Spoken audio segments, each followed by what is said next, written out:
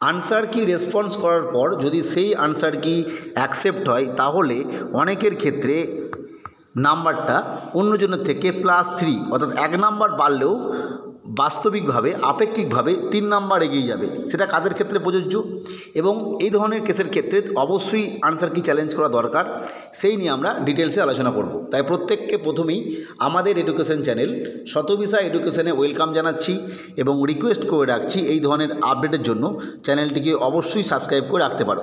এইটা বোঝার জন্য আমরা কয়েকটা কেস হিস্ট্রি বলবো, তাহলে তোমরা বুঝতে পারবে। আমরা ধরে নিচ্ছি 3টে স্টুডেন্ট রয়েছে, স্টুডেন্ট এ, বি এবং সি।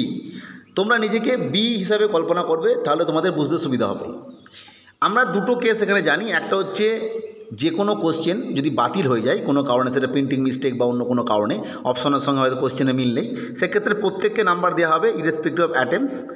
আর 2 নম্বর অপশনটাকে চেঞ্জ করে দেওয়া হবে, সেক্ষেত্রে যারা সেই অপশনটা করবে তারা উত্তরটা নাম্বার পাবে। এটা হচ্ছে বিষয়। দুটো ক্ষেত্রে নাম্বার দেওয়া হবে বা কোশ্চেনের পরিবর্তন হবে, এই দুটো বিষয় হবে আর কি। ধরে নিচ্ছি প্রথম এতে একটা ঘটনা ঘটলো যে প্রত্যেককে 1 নাম্বার করে দিয়ে দেওয়া হলো জিওগ্রাফি কোনো একটা প্রশ্ন 9, 10 ক্ষেত্রে। সেক্ষেত্রে বর্তমান সময়ে যে আনসার কি দিয়েছে সেখানে দেখা গেল ওই উত্তরটার জন্য অপশন এ কে সঠিক উত্তর বলেছে এসএলএসটি, এবং দেখা গেলো 3 জনাই সেটাকে এই বর্তমানে করেছে এবং সেইটাকে ধরেই তারা 49, 50 এবং 51 পাচ্ছে। ফলে প্রত্যেকে যদি 1 নাম্বার দিয়ে দেয় সেক্ষেত্রে এই নাম্বারের কোনো পরিবর্তন হবে না কারোর ক্ষেত্রে। কিন্তু ঘটনাটা আমি পজিটিভ দিক থেকে ভাববো, যিনি বি তিনি ধরলাম এটাকে ডি করেছিল। ফলে যখন প্রত্যেককে নাম্বার দেওয়া হবে তখন এর ক্ষেত্রে 1 নাম্বার বাড়বে, এর ক্ষেত্রে কিছু নাম্বার বাড়ার নেই, 0, এর ক্ষেত্রেও 0, কারণ এরা আগে থেকেই এটাকে অপশন এ দিয়ে সঠিক উত্তর দিয়েছে সেটা ধরিয়ে এটা পেয়েছে। ফলে এর যেহেতু 51 হয়ে গেল, তার মানে দেখা গেল এই 3 জনের রেসপেক্টে আলোচনা করতে গিয়ে এ কিন্তু একজনের থেকে 2 নাম্বার এগিয়ে গেল, যেটা আগে 1 নাম্বার এগিয়েছিল। আর এবং যার সঙ্গে -1 ছিল মানে 1 নাম্বার কমেছিল তার সঙ্গে কিন্তু সমান সমান হয়ে গেল। এটা হলো 1 নম্বর ক্ষেত্র, যেখানে যদি সবাইকে নাম্বার দিয়ে দেওয়া হয়। নেক্সট 2 নম্বর যেটা ফ্যাক্টর, সেটা হচ্ছে যদি কোনো ক্ষেত্রে অপশনটা চেঞ্জ করে দেওয়া হয় সেক্ষেত্রে কিন্তু নাম্বারটা অনেকটা পরিবর্তন হয়ে যাবে। 2 নম্বর ধরে নেওয়া গেল যে কোনো একটি কোশ্চেন সেখানে বর্তমান সময়ে অপশন দেওয়া হয়েছে বি এবং পরবর্তী ক্ষেত্রে সেটাকে উত্তর বলে দেওয়া হলো ডি হবে। ধরে নিচ্ছি এ বি অপশনই করেছে, সি বি অপশনই করেছে এবং বি ডি অপশন করেছে।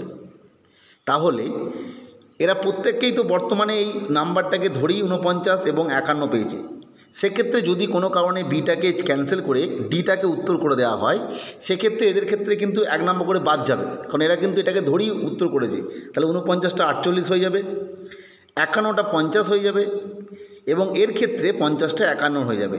অর্থাৎ যার থেকে 1 নাম্বার বেশি ছিল তার থেকে বর্তমানে 2 নাম্বার প্লাস 3 নাম্বারে এগিয়ে থাকছে, এবং যার থেকে 1 নাম্বার পিছিয়ে ছিল তার থেকে আবার 1 নাম্বার এগিয়ে গেল।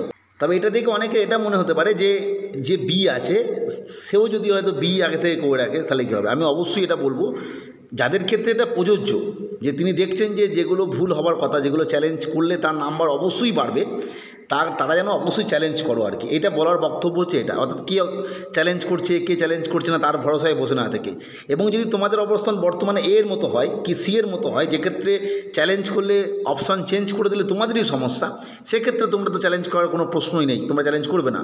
অর্থাৎ যাদের ক্ষেত্রে চ্যালেঞ্জ করলে নাম্বার বাড়ার সম্ভাবনা আছে তারা যদি চ্যালেঞ্জ করো, তাহলে আমি প্রতিটা কেস দেখালাম, সেক্ষেত্রে তোমাদের কিন্তু লাভ হবেই।